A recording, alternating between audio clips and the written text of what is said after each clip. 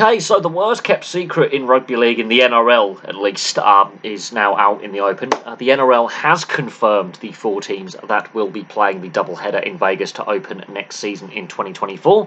That is the Brisbane Broncos, the Manly Sea Eagles, the South Sydney Rabbitohs, and the Sydney Roosters. They are the 4 teams that will be taking the first games to Vegas in 2024. Obviously, the plan is for a long-term plan where every team will at some point play games in the US, most likely in Vegas, as part of the agreement that was put in place. The reason why games didn't take place last year, which is what the NRL wanted, was that the South Sydney Rabbitohs did raise concerns about long-term investment and long-term planning surrounding this. They did not want the games to be a one-off. They want this to be a long-term plan in order to sign up with the idea. Now, obviously, a lot has happened from the initial planning back in 2022 to obviously want to have a game, just one game in Vegas. Obviously, last year they were planning to take games there.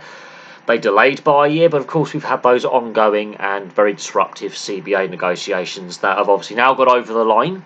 The week that the CBA is agreed in principle, the confirmation of these 4 teams going is confirmed. So I do honestly believe that the NRL were very, very confident that they would ultimately get the CBA negotiated. Otherwise, why would they leak news that they were going to confirm Vegas? I think they were fully happy and aware that they were going to get a deal done. Now, some fans have raised some eyebrows about the teams going. A lot of fans would like to see the Storm and the Warriors go. Other fans have said, why not take the Canberra Raiders because of the Vegas Raiders American football team. There's some, already brand affiliation there, sort of association there. One from each state that the game is played in. So the Storm, a team from Queensland, obviously the New Zealand Warriors, and a team from New South Wales or the Capital Territory. They've gone with the 4 teams for several reasons. One is the value of the teams going. These are the wealthiest teams in the NRL, apart from the Dolphins. These are the wealthiest teams. The Broncos were the wealthiest rugby league team globally until the Dolphins joined the NRL. The Roosters, obviously, with Nick Politis, very, very well financially backed. And, of course, the Hollywood celebrity link with the Manly Sea Eagles, with Hugh Jackman being a lifelong fan, and, of course, Russell Crowe being a big fan of the South Sydney Rabbitohs and their global brand. That random Souths fan that appears at almost every major political sporting event. So there's that Hollywood connection. And, of course, you've got the Penn family who've invested in the Sea Eagles. So there is American money in the NRL. Obviously, since the resumption, since the COVID pandemic, and even before the COVID pandemic, a lot of social media personalities in the US, predominantly on YouTube, have obviously realised what the NRL is. There is a growing interest in rugby league, and Vegas is a sports-mad city which seems to do very, very well. A lot of major leagues and sporting events, not only in the US, are seeing Vegas as a location to take pre-season games, relocate or expand their leagues. So, the NFL and the NHL, for example, crowds do well, and there's a lot of disposable income in Vegas. So there are a lot of concerns about taking games to Vegas and whether it's going to pay off for the NRL long term and whether crowds are going to be good. I'm one of those rugby league fans that think this could actually be a good idea. There are those who have raised concerns, and rightly so. It is a big risk considering rugby league's history with North America over the last 30-35 years and having mixed results with taking state of origin games or pre-season exhibition games, depending if it's the Super League or the NRL or its forebears. And, crowd numbers not being great and the financial return not being great. That was the 80s and early 90s. Fast forward 30 years, especially in Australia and New Zealand, the game is worth a hell of a lot more money. The players are getting paid more than they ever have. The salary cap is going to go through the roof next year. Revenues are far, far bigger than what they were all those years ago. There is clearly an interest, especially online, on the social media and on the NRL website, which obviously sells the game internationally, especially to those countries that have a very weak TV deal.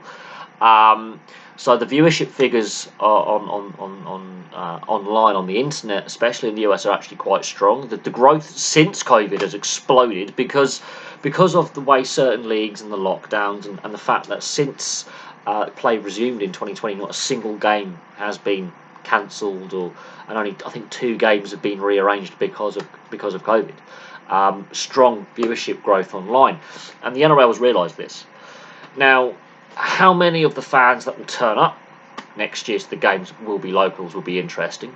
But here's the thing, especially on the western side of the US, there's a big Polynesian Pacifica population.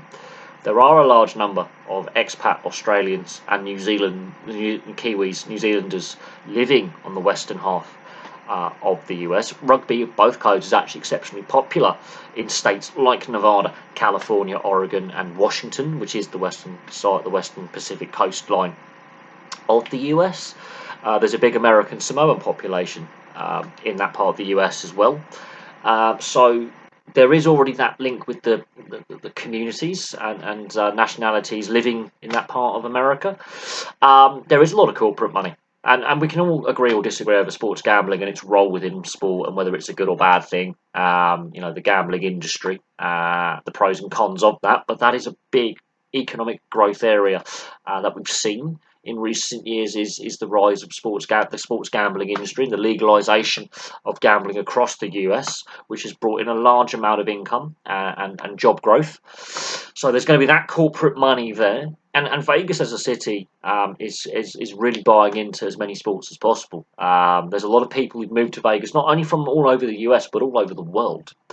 It's a rapidly growing city, and it's one of the few cities that seems to have weathered the pandemic years actually surprisingly well. Growth has rebounded very, very quickly. A lot of people, not only as I say in the US, but around the world, have relocated there because of work. They have got a diversified economy that's not just purely the casinos and tourism. There's a lot of high-tech industries in the Vegas metropolitan area, and there's a lot of disposable income and a young population there, which is your target audience for those you want to get inside a stadium. The Super Bowl's going to be there. The MLS is looking at Vegas. The NBA is looking at Vegas as potential expansion location. The NHL's been a success in Vegas. They've now won a Stanley Cup championship, and of course the Raiders have now moved there as well from Oakland. So there's already that sports bug. Vegas wants to absorb as much sport as possible. So I think it's going to be a success. The teams they've chosen have also raised some eyebrows. Obviously, it would have been nice to see the Storm, the Warriors, the Canberra Raiders, maybe one of the other Queensland teams, another team from New South Wales, like the Newcastle Knights. It would have been nice to see some other teams there and build upon those, like the Storm Warriors rivalry, the Anzac rivalry, for example. But they've gone safe financially with the teams they've chosen, with the corporate money there, which is understandable. We'll have to see how it plays out. But there we go. The NRL has confirmed the 4 teams to play games in Vegas in 2024. Thank you very much for watching. Place your thoughts on this below. There are also those within the rugby league community online who are raising eyebrows about the viability of this, but I actually think it will be a success. Proof will be in the pudding. They are using a very large stadium, which is at a large capacity.